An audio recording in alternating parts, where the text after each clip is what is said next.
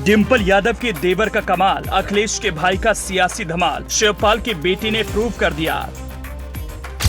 स्वामी प्रसाद मौर्य, राम अचल राजभर, ओपी सिंह, मनोज पांडे समेत सपा के कद्दावर नेता हुए फेल। शिवपाल की बेटी आदित्य यादव हो गए पास। निकाय चुनावों में आदित्य यादव ने साबित किया अपने सीनियर नेताओं पर उनकी सियासत भारी है। मैनपुरी लोकसभा उपचुनाव में सपा के राष्ट्रीय महासचिव शिवपाल यादव की बेटी आदित्य यादव के सियासी अंदाज को सबने देखा था। साय की तरह अपनी भाभी डिंपल यादव के साथ खड़े रहे। गली गली चप्पे चप्पे में जाकर लोगों को डिंपल से 1-to-1 कराने में आदित्य यादव ने अहम भूमिका निभाई थी। कार्यकर्ताओं के बीच से मैसेज क्लियर तौर पर ले जाने में कामयाबी हासिल की थी। डिंपल यादव के सामने जो विरोधी खड़े हैं, भले ही वो खुद उनके पिता शिवपाल यादव के करीबी बताते हों, लेकिन सपा संस्थापक मुलायम सिंह यादव की सियासी विरासत की असली वारिस तो डिंपल यादव हैं। मैसेज लोगों के बीच पहुंचा और परिणाम क्या हुआ ये सबको मालूम है। बीजेपी प्रत्याशी रघुराज शाक्य की राजनीति हवा हवाई हो गई। डिंपल यादव रिकॉर्ड मतों से इस कदर जीती कि रघुराज शाक्य आज राजनीति की दुनिया में करीब करीब गुमनाम ही हो गए। इस बार फिर से आदित्य यादव ने अपनी सियासत का लोहा अखिलेश को दिखा ही दिया। जो जादू स्वामी प्रसाद मौर्य का नहीं चला, वो जादू आदित्य यादव ने अपने दम पर दिखा ही दिया। चाचा अखिलेश यादव समेत अपने पिता शिवपाल यादव को प्राउड फील करने का मौका दे ही दिया। समाजवादी पार्टी ने 2017 के मुकाबले इस निकाय चुनाव में अपनी स्थिति सुधारी। 17 नगर निगम में से 9 पर सपा ने बीजेपी को सीधी टक्कर दी और नंबर 2 पर रही। लखनऊ, कानपुर, वाराणसी, प्रयागराज, गोरखपुर, फिरोजाबाद, बरेली, अयोध्या, अलीगढ़ में सपा नंबर 2 पर रही, जबकि मेरठ, झांसी, सहारनपुर, शाहजहांपुर, गाजियाबाद, आगरा और मथुरा में नंबर 3 पर रही।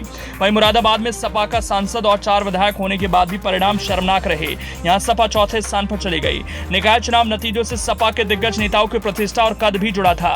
पार्टी ने कई नेताओं को अलग अलग शहरों में चुनाव प्रभारी बनाकर उन्हें जिम्मेदारियां सौंपी थी। सभी को पार्टी के प्रत्याशियों को जिताने का लक्ष्य दिया गया था। प्रभारियों की रणनीति और कौशल के आधार पर उन्हें लोकसभा टिकट भी देने की बात कही गई थी। हालांकि रिजल्ट आया तो पार्टी के बड़े बड़े नेता अपने निकाय में फेल हो गए। निकाय में इन दिग्गजों को दी गई थी जिम्मेदारी। पूर्व मंत्री और विधानसभा के मुख्य सचेतक मनोज कुमार पांडे को रायबरेली के साथ वाराणसी का जिम्मा दिया गया था। पूर्व मंत्री अरविंद सिंह गोप को लखनऊ में चुनाव प्रचार की कमान सौंपी गई थी।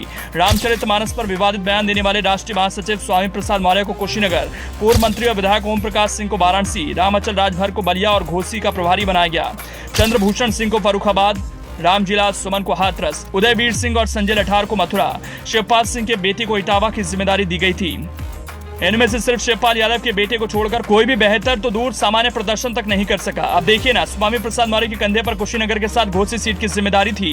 कुशीनगर की 3 नगर पालिका और 10 नगर पंचायत में सिर्फ 1 सीट पर सपा जीती। घोसी सीट पर बीजेपी ने ही जीत हासिल की। वाराणसी का प्रभारी विधायक ओपी सिंह को बनाया गया था। पीएम मोदी के संसदीय क्षेत्र में वाराणसी में इस बार इतिहास रचा गया। वाराणसी में नगर निगम के 100 वार्ड हैं। बीजेपी महापौर पद पर तो जीती ही, पार्षद की भी 63 सीटों पर भगवा लहराया। पिछले चुनावों में बीजेपी के पास 40 सीटें थी। सपा को 2017 में 14 सीटें मिली थी। इस बार 1 सीट और कम हो गई। बलिया की जिम्मेदारी राम अचल राजभर को सौंपी गई थी।